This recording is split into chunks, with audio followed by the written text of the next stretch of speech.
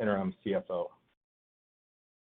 Before we begin, I would like to remind everyone that today's discussion will include statements about the company's future expectations, plans, and prospects that constitute forward-looking statements for purposes of the Safe Harbor provisions under the Private Securities Litigation Reform Act of 1995.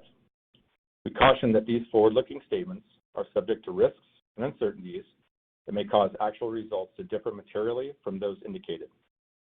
These forward-looking statements are based on our current expectations and may differ materially from actual results due to a variety of factors, including, but not limited to, those detailed under the caption Risk Factors that are described in our annual report on Form 10-K for the year ended December 31st, 2020, and Form 10-Q for the quarter ended March 31st, 2021, filed with the SEC. Any forward-looking statements made on this call speak only as of today's date, Thursday, May 13th, 2021, and we disclaim any obligation to update such statements to reflect events or circumstances that occur after today's call, except as required by law. I'd like to highlight to participants that the call is being recorded. We're making it available to investors and the media via webcast, and a replay will be available on our website in the Investor Relations section shortly following the conclusion of the call. Additionally, it is the property of PolarityTE, and any redistribution, retransmission, or rebroadcast of the call in any form without PolarityTE's express written consent is strictly prohibited. I would now like to turn the call over to David Seaberg. David? Thank you, Rich, and welcome everyone. Today I'll begin by highlighting our Q1 revenue, then emphasize some of the important steps we have taken to transform PolarityTE into a clinically staged development company with a proven technology. I will then turn the call over to Richard Haig, who will provide an update on our regulatory development plan for SkinTE and recap the top-line results from our DFU trial, followed by our Chief Financial Officer, Jake Patterson, to give you an update on our financials. Please turn to slide 4 for a review of our Q1 2021 revenue compared to Q4 2020. Total revenues were approximately $4.71 million, up 31%. SkinTE revenues were approximately $1.73 million, up 44%. And contract research service revenues were approximately $2.98 million, up 25%. This includes revenues from COVID-19 testing, which were approximately $1.69 million in Q1. I'm very proud to say that Polarity is well on its way to making a successful transition into a clinically staged development company with a proven and patented technology. This is a direct result of the steps our management team has taken over the past year to reposition the company, in addition to the hard work and dedication of each and every one of our employees. I'd like to address a few important points that we believe distinguishes PolarityTE from other biotech companies that are at a similar stage in the development process. First, with over 1,200 SkinTE applications and 0 adverse reactions, we have accumulated an abundance of data from real-world experience which demonstrates that SkinTE successfully closes difficult-to-treat wounds. Additionally, earlier this week, we reported top-line data from a 100-patient diabetic foot ulcer randomized control trial, which met both the primary and secondary endpoint of wound closure and percentage area reduction at 12 weeks. We believe all this should give investors great confidence that SkinTE is a de-risked asset as we pursue a BLA. Second, with a very limited commercial effort consisting of just 8 sales reps, we were still able to prove that SkinTE is a commercially viable asset. In Q1, we generated $1.73 million of SkinTE sales, which on an annualized basis is roughly $865,000 per rep. This represents a substantial commercial opportunity, which we believe could be significantly enhanced with a BLA approval. Third, we continue to see a growing body of evidence that supports SkinTE through scientific publications, including the most recent publication of interim results from the DFU trial published in the International Wound Journal. Currently, there are now over 10 peer-reviewed publications involving SkinTE. Fourth, the intellectual property portfolio for SkinTE continues to grow with the issuance of our second U.S. patent earlier this year and a notice of allowance in the Philippines. PolarityTE now possesses 11 allowed or granted patents, 2 in the U.S. and 9 internationally. And finally, we continue to make real progress in our pursuit of a BLA for SkinTE and remain on track to submit an IND in the second half of 2021. Now I'd like to address the FDA's decision not to extend the enforcement discretion period for 361 products. To be consistent with the FDA's enforcement discretion period ending on May 31st, 2021, we will be winding down commercial sales of SkinTE. Importantly, with the elimination of the associated costs of our commercial effort, we would not expect to see a major impact to our P&L after severance and restructuring costs. Now I'd like to turn the call over to Richard, who will provide details from our recently completed clinical trial in diabetic foot ulcers and give an update on our BLA development plan for SkinTE. Richard? Thanks, David, and good afternoon, everyone. First, I'd like to start by thanking our clinical team and all the physicians and patients that participated in our recently completed multi-center randomized controlled trial evaluating the treatment of diabetic foot ulcers with SkinTE plus standard of care versus standard of care alone. As reported earlier this week, we were extremely pleased with the preliminary top-line results that clearly demonstrated that SkinTE's superiority over standard of care in both the primary endpoint of wound closure at 12 weeks and the secondary endpoint of percent error reduction at 12 weeks. As a reminder, 100 patients were evaluated across 13 sites with 50 patients in the treatment arm and 50 patients in the control arm.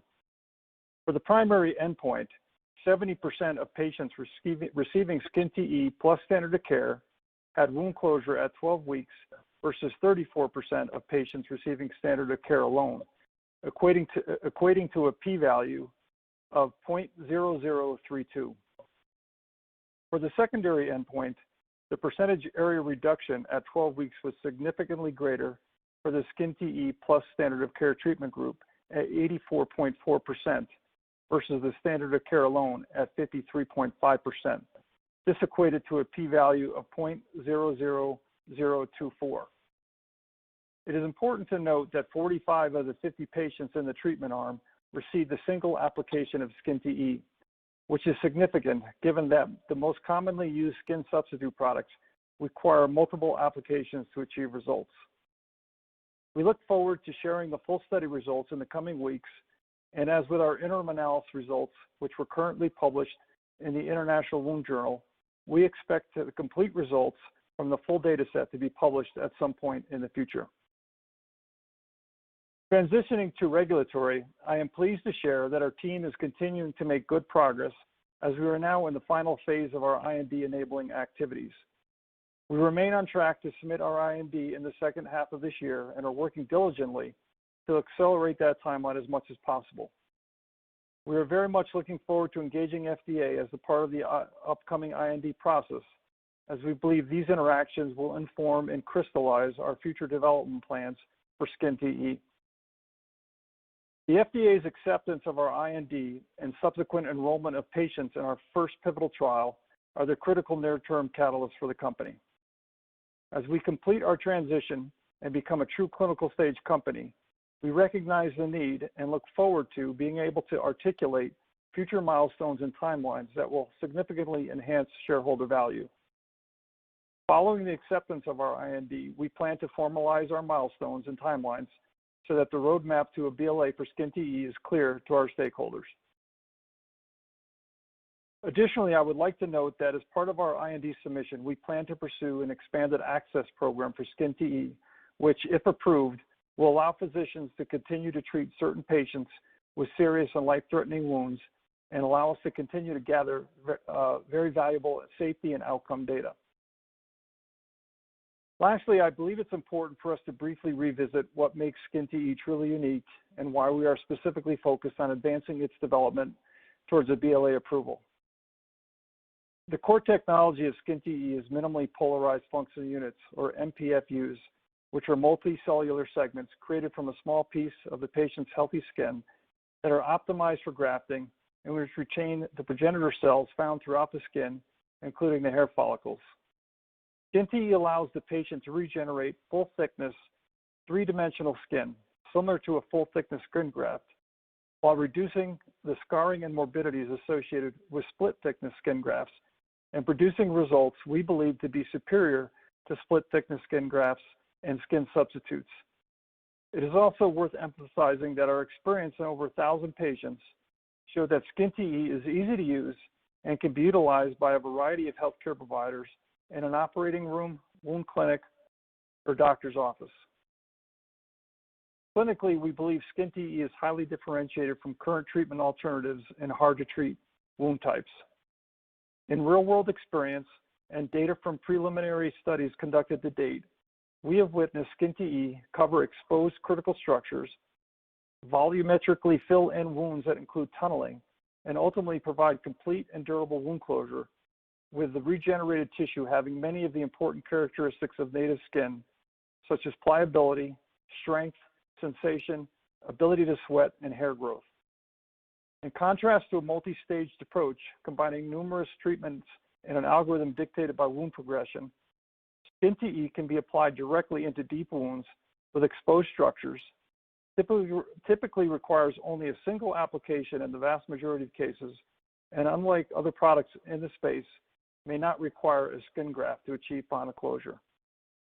We believe that our DFU RCT results strongly supports the observational data we have gained through the extensive clinical use of SkinTE as a 361 HCTP.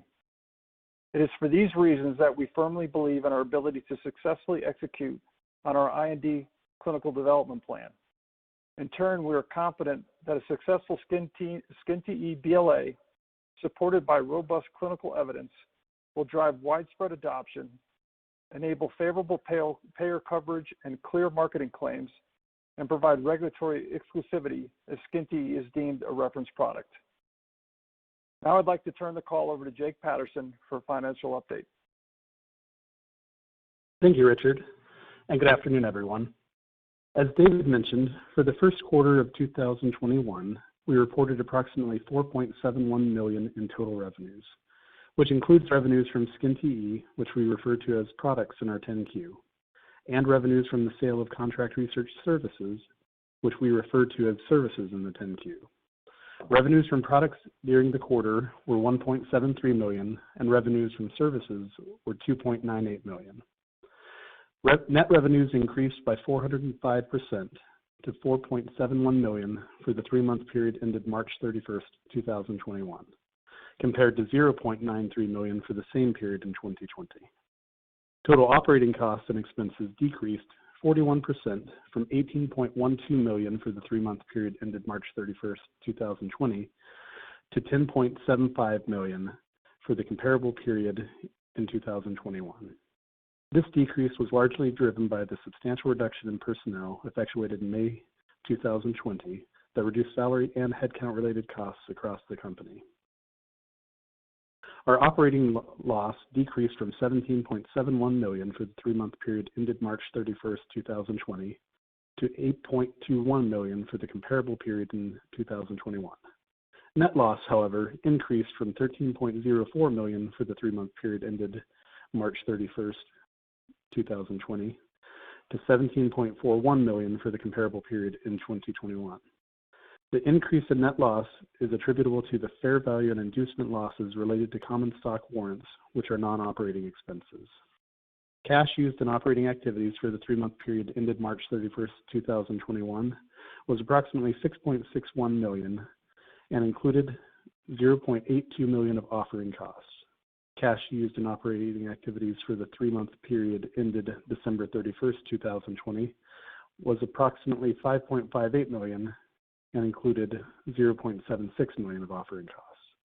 The higher quarter-over-quarter cash burn is attributable to the annual prepaid expenses in the first quarter of the year, such as insurance. Although we will be losing SkinTE revenues, as David mentioned earlier, with the elimination of associated cost of our commercial effort, we would not expect to see a major impact to our P&L after severance and restructuring costs. We will continue to work towards the previously disclosed target of keeping base operational cash burn, excluding costs associated with clinical trials and BLA-related activities, below $2 million per month on average. We finished the first quarter of 2021 with approximately $37.2 million of cash and cash equivalents and $34.6 million of working capital. We believe the cash and cash equivalents on our balance sheet will fund our business activities into the third quarter of 2022. I'd now like to turn the call back over to David Seaberg for some concluding remarks. David? Great. Thank you, Jake. We are really fortunate to have such an incredibly talented and dedicated team at PolarityTE who have been working tirelessly to prepare for our upcoming IND submission.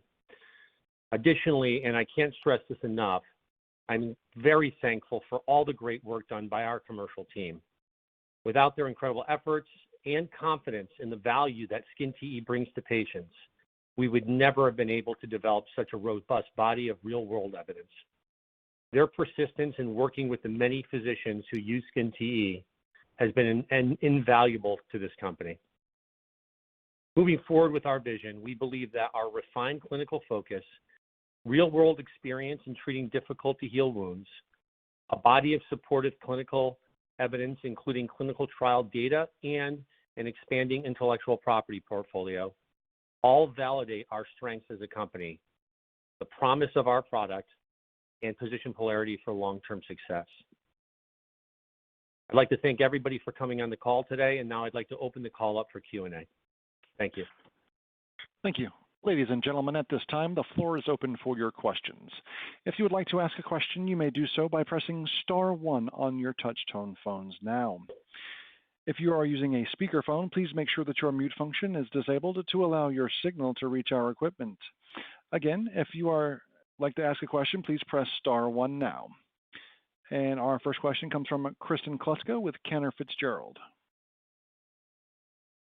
I knew you'd be first, Kristen. Hi, everyone. Thanks for taking my questions and congrats on the recent data you reported earlier this week. I wanted to ask you a question first about pricing, because I know in the past this is something you've evaluated based off of the current commercial experience from conversations you had. So I wanted to ask if you might look at this differently down the line, assuming you get a 351 approval based off of the conversations you've had in the past, and then also the data that's now been generated from a trial setting. Sure. And Kristen, when you say pricing, your question really is about the fact that in the past we have shifted gears in pricing because of what we've learned in the market from the perspective of, when it was a much higher price point, it was restricting the usage of certain hospitals and physicians from adopting the product more aggressively. Is that correct? Yeah, exactly. And then whether you might look at it differently through having a 351 approval down the line. Yeah, I mean, that's a very good question. First I'll say, and I'll allow Richard to jump in and add to this comment, but, we were very fortunate to again, really learn early on about how pricing was impacting, the adoption of this product. When we did shift gears in pricing, and I think everybody can look at our revenue trajectory and notice that there was a clear, move, up and to the right from the standpoint of adoption and especially being used in the larger, wounds.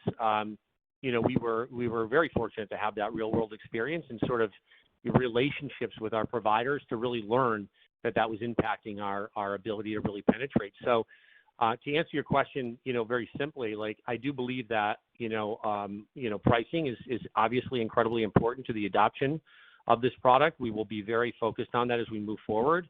A BLA, having a BLA might allow us to be a little bit more aggressive from a pricing perspective in certain indications based on, a lot of different variables. But, yes, we are going to look into that very closely. I think that, we are willing to adapt in pricing from, to ensure that we have, proper adoption in the future. But, I think that, that's something that we need to really, dig into a lot deeper as we move on. Richard, do you have anything you want to add to that?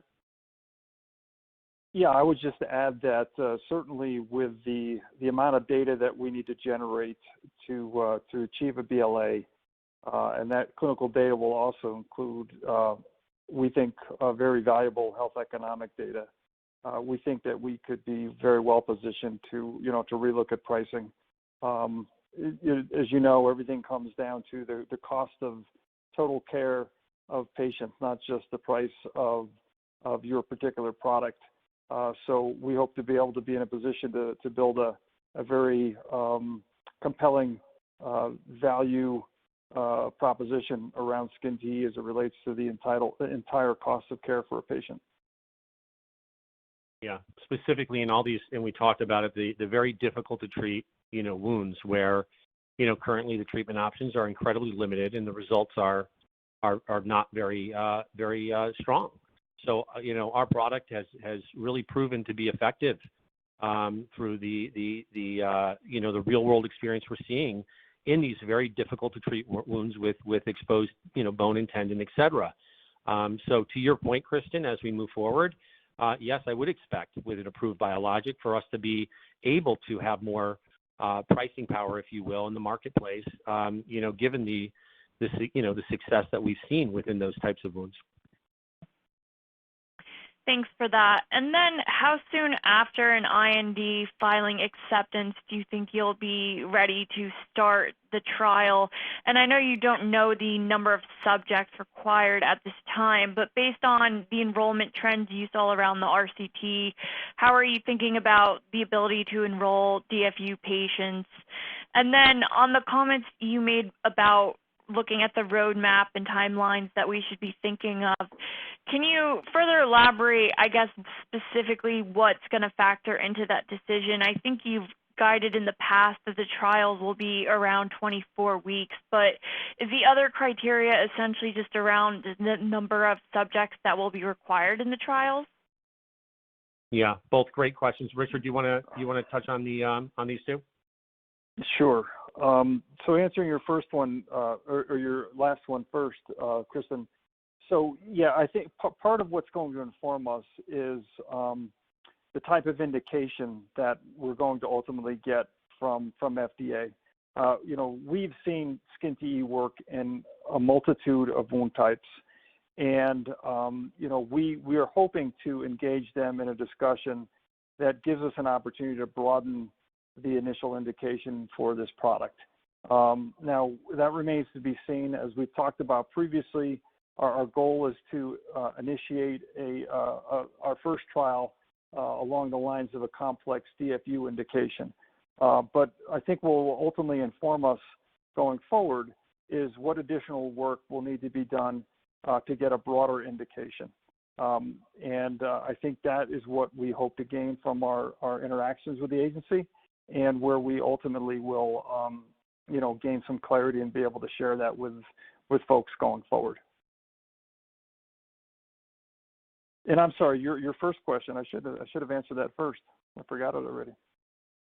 No problem. I'm the one that asked too many questions. It was how soon after an IND filing acceptance will you be ready to start the trial, and then thoughts around enrolling patients in light of what you saw for this RCT? Sure. So thank you for that. So we're doing the work now to set the stage for enrollment as quickly as possible. So we hope that there'll be a couple month gap at most between the IND being opened and our first patients being enrolled.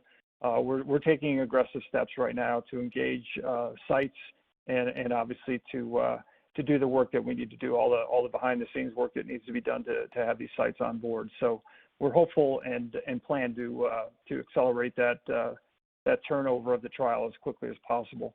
In terms of enrollment targets, we're still working on that through the number of sites that we ultimately bring on board. As we know from our past RCT, took roughly about a little over 12 to 16 months to fully enroll that trial. Now, of course, that was also through the COVID pandemic that was obviously posing challenges for a lot of folks. But our goal here is to do everything in our that is possible to accelerate this enrollment process. So we are bringing on what we consider to be highly appropriate sites, and are going to take a very aggressive role in enhancing enrollment wherever we can. So certainly more clarity to come on that as we get guidance from FDA around patient numbers and other issues that we have to take into account.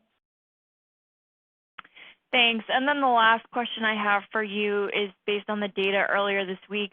Could you discuss the onset of effects for skin TE? I know this is a big focus for the first 50 patients last year, and how that data compared to the standard of care alone arm. Well, I think we've shown in the past in our interim data that the early onset of effects is critical and a big separator and differentiator for skin TE and compared to standard of care. We have not yet reported the full data set, of course, for the complete study, but I would expect to see similar results. Dr. Armstrong had previously commented on a call that we had about the impact of those early effects. And was very pleased by those, and we would expect to see similar outcomes in the full data set, but obviously that'll be forthcoming in the coming weeks. Great, thanks everybody. Thank you. Thank you, Krista. Thank you. Again, if you'd like to ask a question, please press *1 at any time.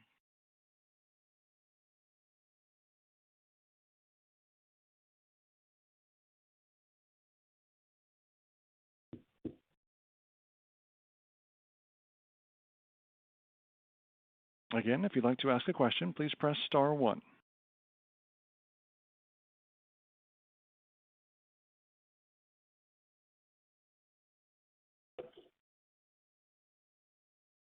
And it looks like we have a question from Sean King with H.C. Wainwright. Hi, thank you for taking my question. I just have two. First, while you're doing the clinical study, how would you maintain the commercial relationship that you cultivated with the doctors and hospital? And then the second question is, how would you realize the real world data you accumulated to design the study better and then hopefully accelerate the study? Thank you. Sure. I'll answer the first question, and I'll let Richard address question number 2.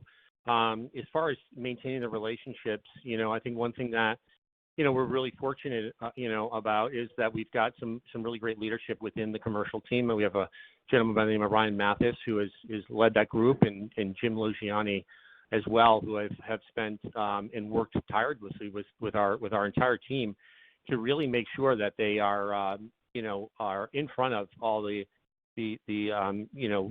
high users, if you will, of the skin TE product. They're really dedicated to build relationships with them and do a lot of hand-holding, especially during the earlier adoption phase, if you will, this product. We do plan, as Richard said, to develop, go down the pathway of a expanded access, and we are developing a group of people to be focused on that.